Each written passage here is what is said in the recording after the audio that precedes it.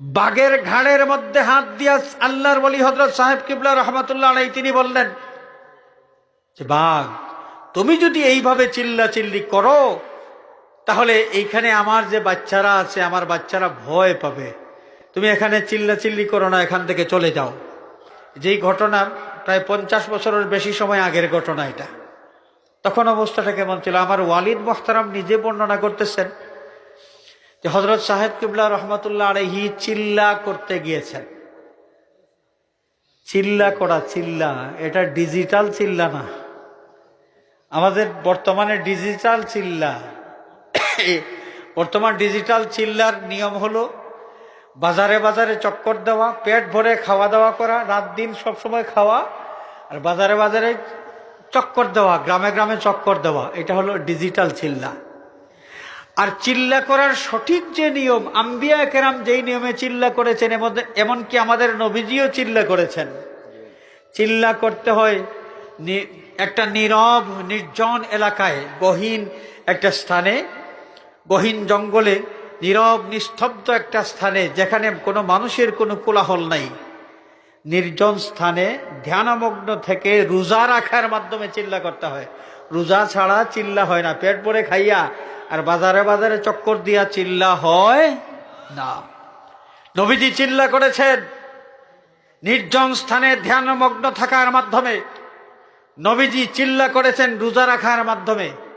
এবং সেই তরিকার চিল্লা আউলিয়া কেরাম যারা তারাও করেছেন। আমাদের সাহেব কিবলা রহমাতুল্লাহ আলাইহি যখন চিল্লা করেছেন গহীন জঙ্গলের ভিতর, চিল্লা যারা করেছেন তাদের কাছ থেকে গল্প শুনেছি যে চিল্লা করতে হলে এক একজন মানুষের জন্য এক একটা গর্ত লাগে, কবরের মতো, এবং এক একটা গর্তের মধ্যে একজন মানুষ থাকবেন। ঠিক এইভাবে সেই গহীন জঙ্গলের ভিতরে কয়েকটি গর্ত খনন করা হয়েছে।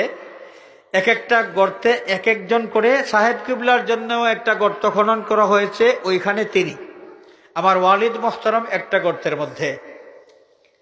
হঠাৎ করে বাঘের গর্জন শোনা গেল। বাঘের গর্জনে গোটা সেই নীরব নিস্তব্ধ পাহাড়ের মধ্যে একটা কম্পন শুরু হয়ে গেছে। এবং এক একটা গর্তের মধ্যে যে এক একজন ছিলেন, আমার ওয়ালিদ মোহতারাম তিনি নিজে বলেছেন যে আমরা ভয় পাইতে শুরু করলাম। তিনি নিজের কথা বলেছেন যে আমিও ভয় পেয়েছি। বাঘের গর্জন শোনা যায় সেই গহীন পাহাড়ের ভিতরে, কখন জানি বাঘ আক্রমণ করে বসে। বাঘের গর্জন চলতেছে, পুরাটা সেই পাহাড়, সেই গহীন জঙ্গল প্রকম্পিত হয়ে আছে। দেখা গেল হঠাৎ করে হযরত সাহেব কিবলা রহমাতুল্লাহ আলাইহি তার হুজরা মুবারক থেকে বের হয়ে, তিনি যেই গর্তের মধ্যে ছিলেন এই গর্ত থেকে বের হইলেন। বাঘ গর্জন দিচ্ছে, সেই বাঘের কাছে গেলেন।